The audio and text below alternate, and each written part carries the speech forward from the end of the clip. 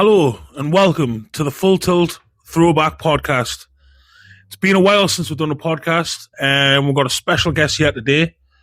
So today on the podcast we have Farrenheight. Hello.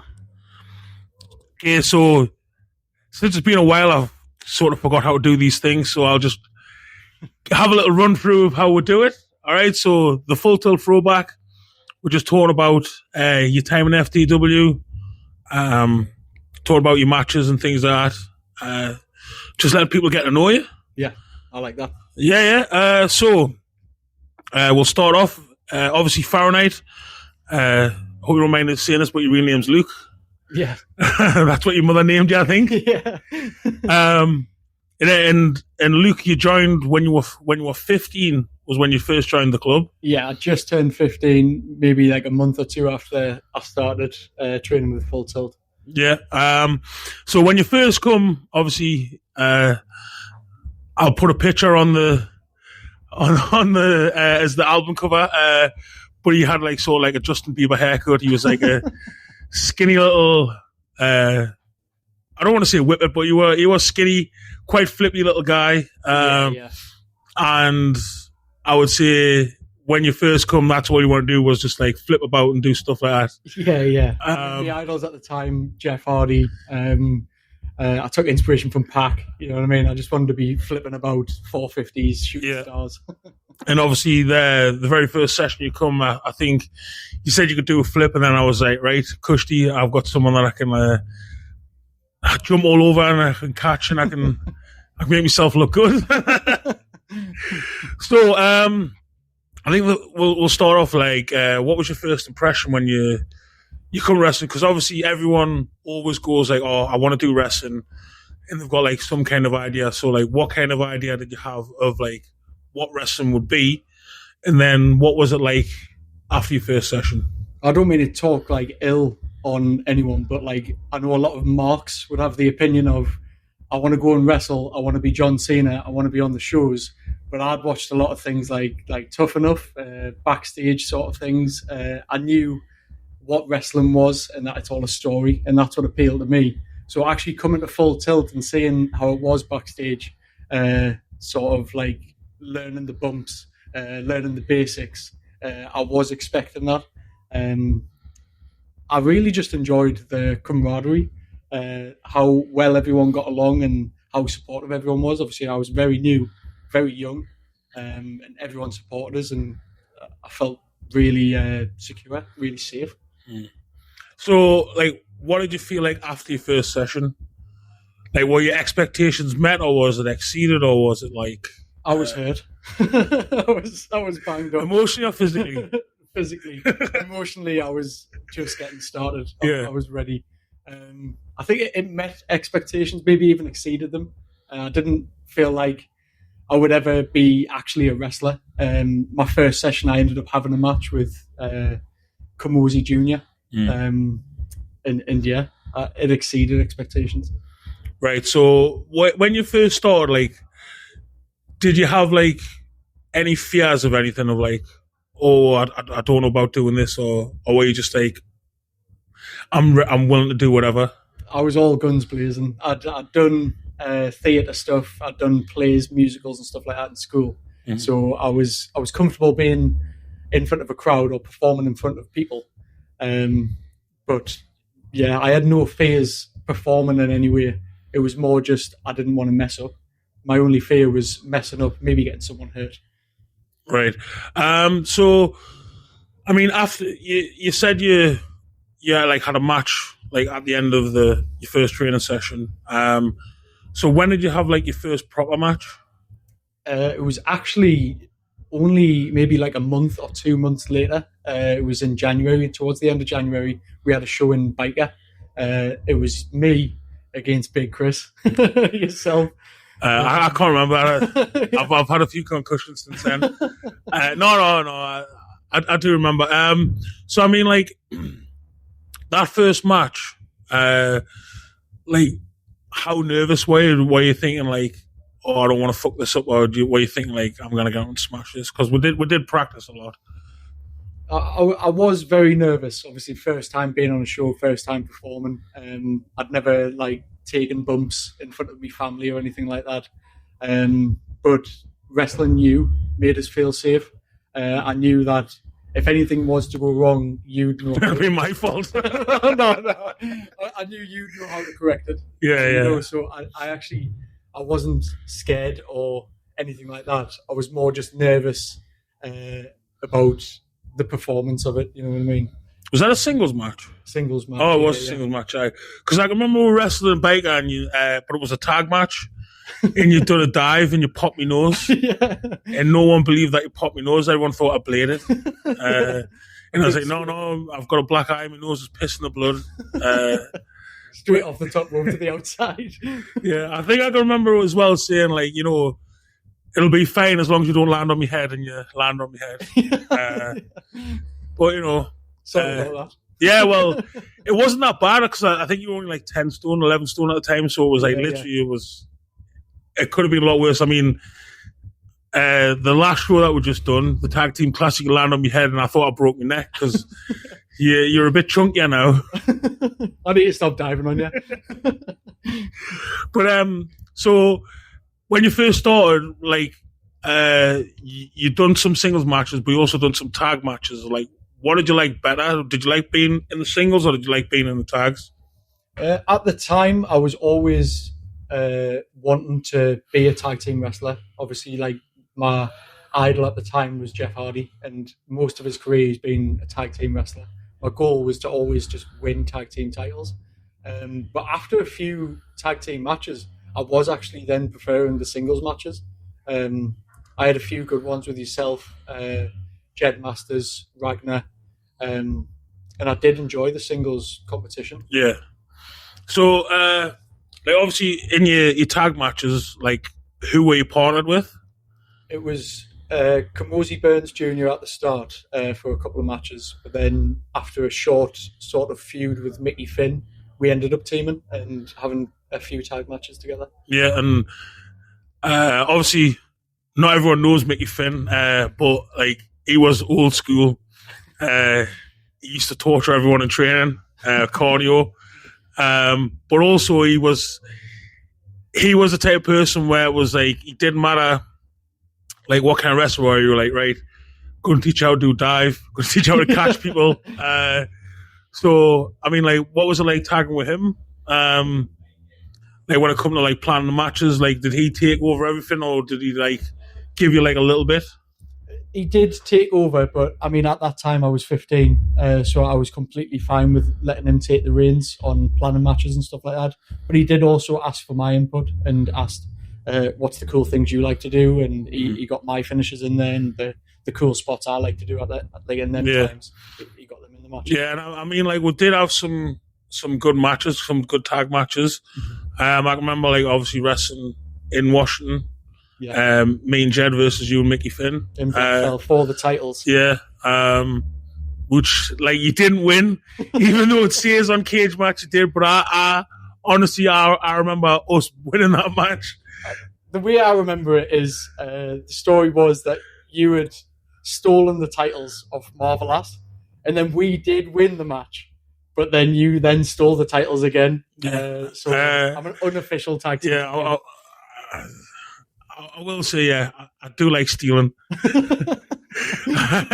It's so much easier to get titles if you just steal them. But yeah, so obviously when you first started training, you used to train with Mitch. So obviously, Mitch the Kid is your tag team partner now. Yeah. But can you tell us anything about when you started training? Because obviously Mitch was only like 10 or 11. So what are any memories of Mitchell have you got training? He was just sort of the boss's son. You know what I mean? If I was ever in the ring with him as well, I'd bump like crazy. You know what I mean? I'd make him think he was the strongest person in that room. But I just remember him having the sort of boxing headpiece on to protect him while he's taking the bumps.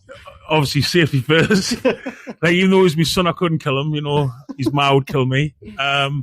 So I mean, now obviously the last show you come together as a tag team in the Tag Team Classic, one night tournament, and you actually won. You are the new tag team champions. So I mean, like, how does that make you feel? Obviously, with the history of everything, and then obviously teaming with Mitch, someone who, let's say, when you first started, was just starting training himself. Yeah. So I was wrestling obviously when I was 15, turning 16 as well. I'd left because of school. You got to do my GCSEs, my exams. You become Spider-Man for a little bit. I remember that. Yeah, I was doing birthday parties as Spider-Man too, doing backflips and that. Yeah. But then I did take 7 years out of wrestling, and then only came back last year, 2024. And in that time, Mitch he's grown to be one of the best trainees in FTW. And like I said earlier, one of my dreams was always to hold championship gold, but tag team championship gold. To be able to do that with Mitch, it was unbelievable, and what a night that actually was. Yeah. So, like, obviously, tag teaming, but you've had some singles matches. So have you got like a favorite match that you've had so far? Like, obviously, including like your very first run, which was, what was it? About 2 years or something. There was a lot of shows in like in a short space of time, because obviously we used to be doing like 3 shows on a weekend. You know, one a show every month, and then like 3 shows over the weekend. And obviously now you come back. So I mean, what would you say is like your favorite match out of the lot? I mean, on the last show, the tag team match me and Mitch had against Farrenheight. It got a lot of good reviews, but I mean, like, I felt it in the ring as an amazing match. I felt the audience, they were really behind me and Mitch as the faces. But to give credit to JJ Hall and Scott Plitt, like, they really give it their all. And I've known Scott Plitt for over 10 years, and it was just an amazing moment for me to be able to pin him, really. Well, I mean, that's probably the funny thing for me is, like, obviously, when you left training, you come to us and you told us, like, yeah, I've got like my school and stuff going on. And you know, like, life happens, you know, there's nothing you can do. But then I remember, like, about 2-3 years ago, we had a show and I come out and there was you sitting front row grinning, being like, "You all right, Chris?" And I was just like, fucking hell, I haven't seen you in ages. So I mean, what brought you back to wrestling? Because obviously there's a big long gap there, you know, and again, wrestling's not just something where you can like just dip in and dip out, you know. If you want to come back, there's like obviously taking all the bumps and again, like getting rid of the ring rust. So I mean, like, what was it that brought you back? Were you just like missing it, or were you like you had a goal in mind? For me, I'd always loved wrestling. I'd never fallen out of love with wrestling. I knew at some point I'd be coming back. I just didn't know when. But it was towards the start of last year, the end of 2023. I was just in bad shape, and I knew that I had to do something physically to improve my physical health, because you've got to take care of your body. Mm-hmm. And I knew if I could get back into wrestling, I could get the joy that I get from performing, but also improve my physical health, which it's done wonders since coming back. Yeah, I've lost like 20 pounds. Yeah. I'm doing really. You're getting junior heavyweight category now. Yeah.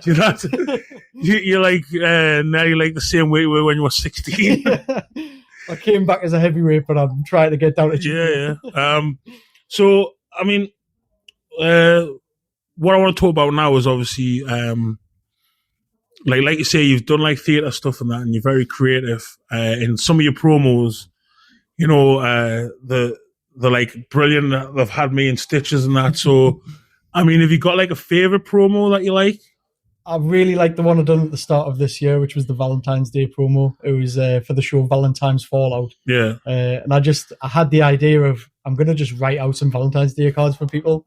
Me and Mitch on shows had like a friendship, so I did a nice one for him. Yeah. I was facing Barrett, so I didn't write one for him. I just threw it out. But I had my brothers involved as well, and I thought that was just a really funny thing. We had just a really funny time. Yeah. Doing the promo. I think that was the best one because it sort of captured our relationship as brothers, but also got the point across for the show. Yeah. Well, I mean, that's one thing I would say, like, your brothers have supported you, like, all, like, even when you were, like, younger, when they were at the shows and they'll come up to us and they were like how much you changed, and they were, like, so proud of you and that.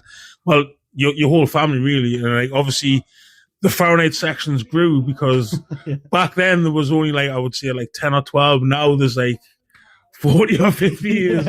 It's grown. Yeah. And I will say, like, when I first saw them, I did tell them all to fuck off, but that's just me. That's just me. Yeah. That's how I say hello. They were expecting it. Yeah, but I mean, they bring so much to the shows, you know, they get so involved. Maybe your brothers get a bit too much involved because they've had a few beers and that, but again, you know, it's like, that's what you want from a crowd. Yeah. So, I mean, like, do you feel any pressure from your family, like, to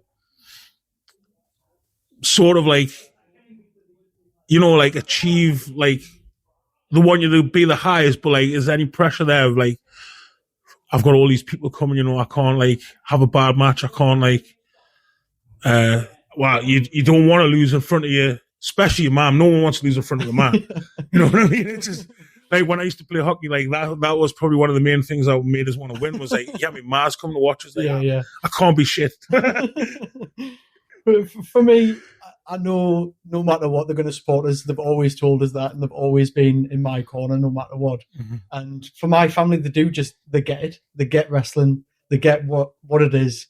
They get what we do in the ring, and they're just there for the night. Not just my matches. They're coming to support everyone in FTW. They like the funny matches, the serious matches. They like the hardcore matches. They like the tag matches. Mm-hmm. They're there for everything. But no matter what, I'm always going to be nervous performing in people because I do want to give them the best sort of show. But when it comes to my family, I know win or lose, good match or bad match, they're still going to be happy that I was performing. Yeah. So, I mean, what we'll talk about now is obviously we've got the Washington show coming up. It's the first time back in Washington for the club 8 years, but when did we have the match with you in Washington? I think it was 2016. I'm pretty sure. Right, yeah. So the last Washington show that we done was 2017. Yeah. So it's been like 9 years. So I mean, how are you feeling going into that event? I am quite nervous for this one because, like you say, the Farrenheight section's been growing, but I know of 60 people coming to this one, so it's a little bit different to travelling to the Jubilee Club in Newcastle and having 20 to 40 people there. This is going to be quite a Farrenheight audience, and defending the tag titles with Mitch, there's a lot on our shoulders here. Yeah. Well, I mean, like, I'm really looking forward to, like, seeing you, like, grow as a tag team, you know, see wherever you can go. But also, like, what do you think about, like, obviously not just wrestling in front of your family, but wrestling in your hometown? Because as well as your family, you've got other people that know you're coming to watch you. And obviously, Scott being a local Washington lad, he's got like friends of each other coming to watch you. So, I mean, like, does that feel like there's pressure there, or are you just like, I'm cool with it? I mean, between me and Scott, I think we've got about 100 people coming, and there is a lot of pressure because a lot of people are just people we know, so not necessarily wrestling fans. Yeah. So what we're trying to do here is give them the best sort of matches or the best show and the best experience so that they do keep coming back. Yeah. And so I think that's where the pressure lies for me, is all these new eyes, and especially in my hometown, I feel like there's a lot of weight on my shoulders to be able to bring them back and be the reason that they come back. Mm-hmm. So, I mean, like, the last thing we'll talk about is this is like the part of the throwback where like you decide like what you want to do, right? So, is there a point in time where you would like to change something? So like it could be like a match you had, or like a promo, or like what would be your dream like arc in FTW? I think if I could change anything, it would be leaving in the first place. I would have just stayed. I'm not sure if I would have got to the level I am now. I feel like since coming back last year, I've made massive improvements. But I would have never left. In terms of an arc, I do just want to be the John Cena of Full Tilt. I just want to be the biggest baby face, the person who signs all the autographs, gets the pictures. I want to be that kind of guy. But as we've seen with John Cena, he won't be face forever. Yeah. So I do want that in the back of people's minds, where Farrenheight could turn at any point. Yeah, we could see Celsius just crop up. Exactly. So I mean, before we go, like, do you want to like tell everyone about like your social media and like where to follow you and things like that to see more stuff? I'll obviously put the links in when I post the podcast. I'll put the links on there. But if you want to just tell people like where to find you, what to look at, where to get your merch, because obviously Farrenheight's got some quality merch. Yeah. I think you've got a Rubik's Cube. Yeah, I've got Rubik's Cube, socks, jigsaws, posters. You name it, my face is on it. So like you're obviously you're on Facebook. Facebook, you can find us at Farrenheight. Instagram is Farrenheight_PW Pro Wrestler. YouTube, I'm at Farrenheight_PW. I haven't uploaded anything to YouTube yet, but there will be stuff coming soon. Any other social medias will be at Farrenheight. Height as in height, not spelled the actual way. So that's great. So I mean, like, thanks for coming on the podcast today. And like I say, like personally, like I was buzzing when you come back, you know, because obviously again, it's very hard to find, like, you don't normally get people come and say, yeah, I want to wrestle, and they're actually like talented before they've even had like a lesson. So that was great. But also, you know, like you said, like you're a good, well, you were a kid then, but you're a good lad, nice lad, and all your family again. You're a credit to like your mom and dad, and like obviously you add so much to the show. So like I was obviously buzzing that you come back, but yeah, so that's great. So again, the next show for you will be the 31st of May at any 38 Sports Bar. Yeah. You and Mitch versus the Foundation for the titles. So thanks a lot. See you then. Yeah. Thank you very much for having us. Thanks for the kind words as well. I know my family will love it. Thank you very much. Yeah, just turn it off, right?